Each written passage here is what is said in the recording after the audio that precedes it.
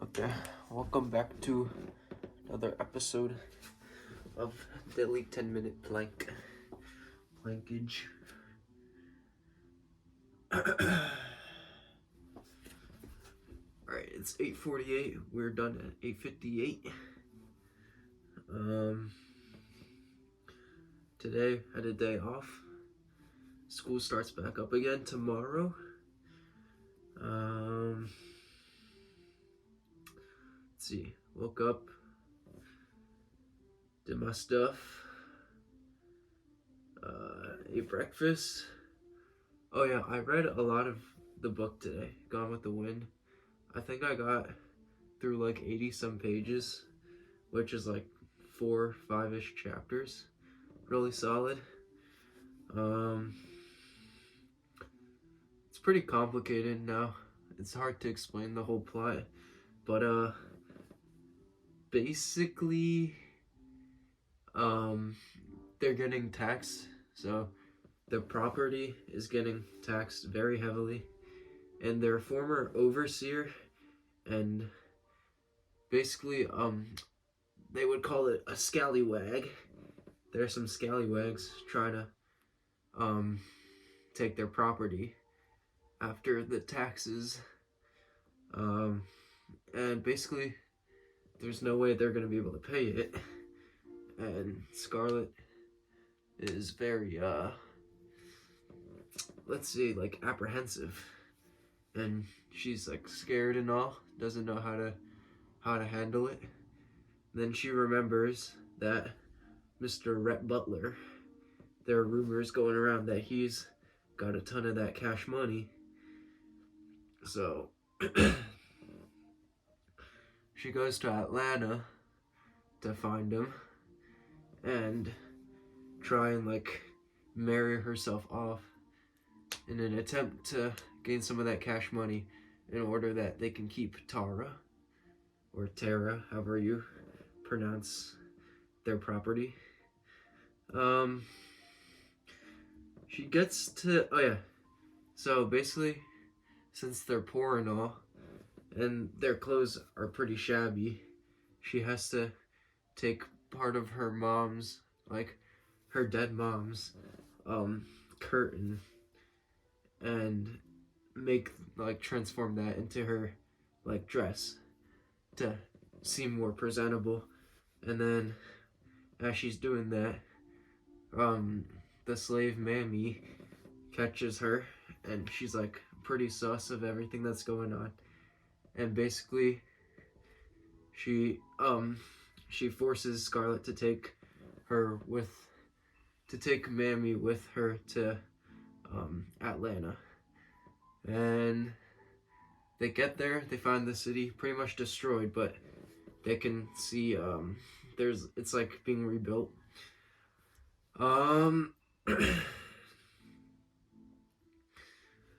Let's see. They go to Aunt Pity Pat's house, and that house is also getting taxed really heavily. Yeah, and they're struggling to pay off that property too. Let's see what else happens. Oh yeah, one morning, Scarlet sneaks out to, oh yeah, they find out that Rhett Butler is being held in jail because people think that he has a ton of money, and they aren't not very happy about that because they're trying to get that cash money themselves too. So they put him in jail.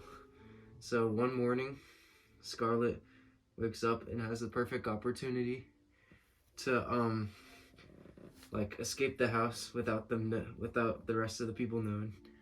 And she goes to the jail and finds him there. And then she has like an alone audience with them. And then everything is going well. And then she's about to she's pretty close to convincing him to loving her. But then he notices that her hands are like callous and like they have blisters from working in the fields. And then he's like, oh, you're not dignified anymore. You ain't no lady. And then Uh, she basically sells the proposal, man. It doesn't work. And she gets mad at him. And, like, he figures out that she's not trying to marry for love, but trying to get his cash money. And, yeah. Then she gets kicked, and it's, like, raining and stuff. She's ruining her new dress. And then suddenly, a carriage comes out of nowhere. And an old neighbor of theirs, Frank Kennedy, who's trying to rizz up Scarlett's little sister, comes by, and it turns out he's kind of rich now. He's got that cash money from like the resale business, and he's about to purchase a lumber mill, which would help, which would probably prove to be quite profitable because Atlanta's under reconstruction right now. So basically, they start talking, and she realizes that he might be able to pay off the taxes for Tara. So she changes her strategy and tries to pursue him now in order that he might be able to help pay off the taxes. And some might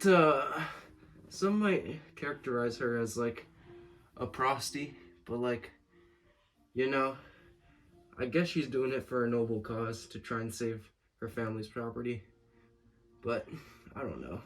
Don't know what to think of it. Anyways, she's where I am right now. They're at a ball, and she's currently rizzing him up. And we'll see how it turns out, because Scarlett is very charming, so we'll see how that turns out in the plot to come.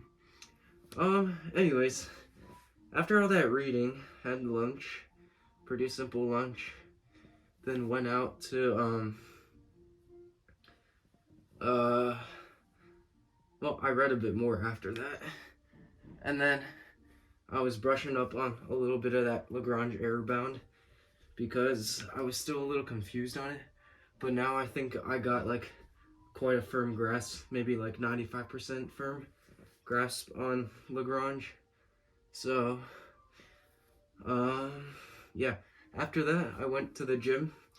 My brother does swim team, so I went to the gym while he swam, and I hit some legs, which I'm really feeling right now, because, you know, planking is over 50% legs, so maybe not over 50, maybe like 35-40% legs, but it is a good chunk of your strength that goes from your legs.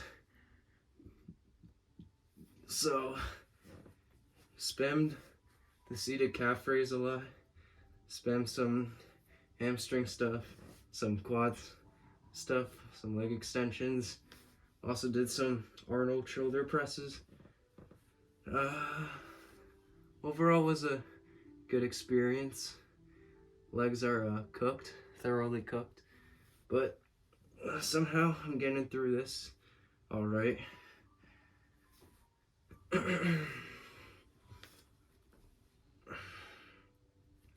We're close to done, actually.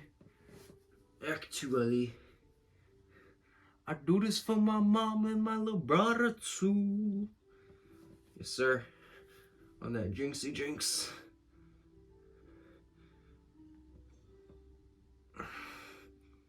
I do this for my mom and my little brother too. 1 minute left. Time to lock the freak in.